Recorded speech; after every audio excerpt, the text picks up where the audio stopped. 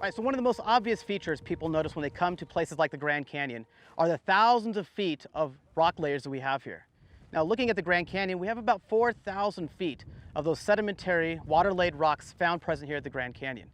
Now, the question is, how did those rocks form? How did they get here? Now, to understand that, we can't use the present-day observational processes necessarily because we weren't there when the rocks formed. I can tell you a lot about a rock if I take a look at it. For example, this piece of limestone here, I can tell you how much it weighs, I can tell you the color of it, I can tell you the physical and chemical composition.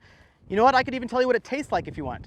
What I can't tell you though is how that rock got here unless I was here to see it form. But based upon what we see today can give us a clue as to what has happened in the past. When we take a look at these rock layers, when we begin to examine them, it begins to tell a story. The rocks cry out, and they tell us a story of major catastrophic events like a flood in Noah's day. For example, looking at these rock layers, thousands of feet of sandstone, limestone, mudstone, siltstone, and shale are found present here. Now, to understand how they got here, we go and take a look at the rocks and we examine them. Looking at these rock layers, one thing that stands out to me very striking is the flat knife edge boundaries between these rock layers. Now, when the common understanding of how the rock layers were formed would tell you that, well, typically they would say the oceans moved over the continents. For millions of years, sediment slowly accumulated in the oceans, slowly fell to the ocean floor, slowly stacked up some sediment layers, and then the entire ocean moved off the continent. And then that process repeated, advance and retreats of oceans across the continent of North America, perhaps up to 17 different times, bringing in different layer groups that we see here, for example, like at the Grand Canyon. Now, one big striking feature to me says that is not the case of what has happened here.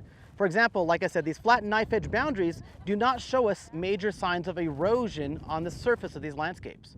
So if this was a top at one point and a new layer was waiting to come in on top of it for millions of years, the top of this layer should be dry, solid rock, and you should see tremendous amounts of erosion on the surface of that landscape.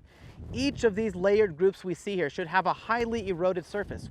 For 5 to perhaps 15 million years, they sat exposed to the elements. Now, for 5 to 15 million years, we should see all sorts of rain, valleys, channels, gullies, all kinds of eroded surfaces take place, so that when new sediment came in and stacked up on top of that, it should preserve that highly eroded surface. We should not find flat knife edge boundaries in between these layers. They should have highly wavy eroded surfaces. But you look at the canyon for yourself, you can see highly flat knife edge contact points and boundaries here.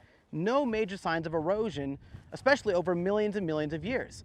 It's as if these layers came in rapidly and quickly and were laid down one on top of each other very, very quickly.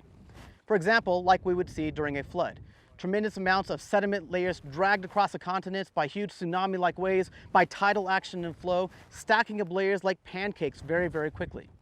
Another thing we're missing, not only is all the erosion, but what's growing on the surface of this layer at the top right now. On top of the Kaibab limestone, the rim rock of the Grand Canyon, we have tremendous forests and ecosystems where plants and animals are living. We have bioturbation where plants and animals are churning and mixing up the soil.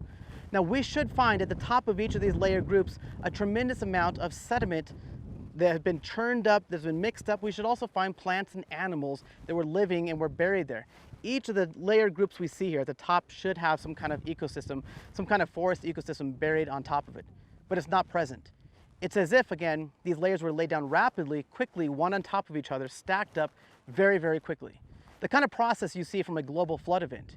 The canyon here tells us and shows us physically this happened quickly. This is not the product of millions and millions of years of slow accumulation. This is the product of layers happening very quickly. The same sort of processes, the same sort of features, the same sort of mechanism we would see from a flood in Noah's day.